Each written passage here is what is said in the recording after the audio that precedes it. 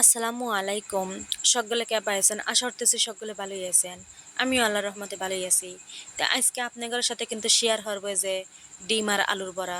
তে আবার কবেন না ডিম আর আলুর বড়া আবার সে কি? ডালের বড়া খাইছি, ইতার বড়া খাইছি, উতার বড়া খাইছি। তে আমার সাথেই থাকেন, দেখেন আমি কিভাবে বানাই। তে যে কিন্তু আলুটা ছুলে লিয়ে চোচা ফালা দিয়ে কিন্তু যে এই কাঁটারি দিয়ে কিন্তু ছোট ছোট হয়ে চিকন চিকন চকমক চকমক হয়ে কিন্তু কাটি লওয়া লাগবে। তো যে এইরকম হয়ে কাটা লাগবে, বেশি বড় আনজাবিল আবার বেশি ছোট আনজাবিল।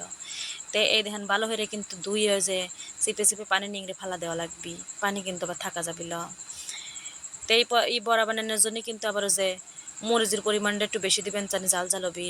আর পেঁয়াজ মরিচটা কিন্তু যে লবণ দিয়ে ছিনে নেওয়া লাগবে।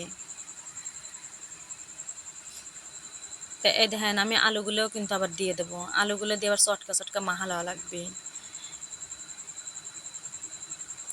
আর এই ডিম আর আলুর বড়া বাছতে কিন্তু কোনো ধরনের ওই যে ময়দা বা বেসন এগুলো কিন্তু দেওয়া লাগবে লয়, এমনি ফুলে ফুলে উঠবিনি। তো এই দেখেন একটু হলুদ দিয়ে ভালো করে মাখায় নেওয়া সারলে কিন্তু এখন ওই একটা ডিমই কিন্তু আমি দেবো। আপনারা চালি 2-3টে ডিম দিয়েও বাজতে পারেন, সেটা আপনাদের মন মতো। তো এই দেখেন ডিমটা দেওয়া সারলে কিন্তু আমি ভালো করে মাখা নেবো, যেন সব দিক দিয়েই ওই আলুর সাথে ডিমটা মাখে যায়। তো এখন কিন্তু এই যে তেল গরম হয়ে আসলে কিন্তু 2-3টে হইরে হইরে আমি দিয়ে বাইজে নেবো। আর আপনারা চালি ছোট বাচ্চা করে ওইটা এবার হইরে বাইজে খাবার পারেন, বড়রাও খাবার পারেন, খুব স্বাদ লাগে।